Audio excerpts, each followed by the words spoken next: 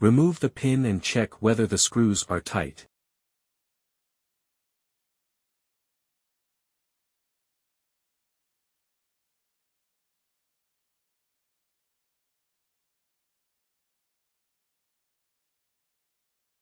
Put the bow opener into the bow limb.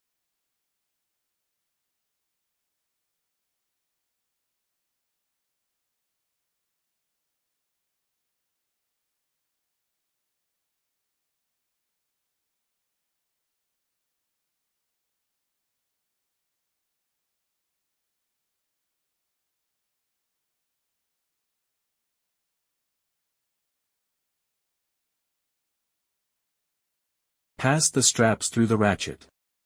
Then press the ratchet to tighten the straps.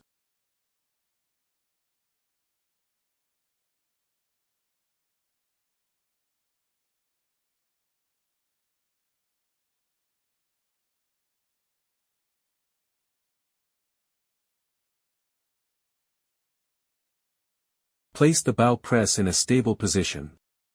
Continue to press the ratchet to continue tightening the straps. Remove the bow string or replace accessories.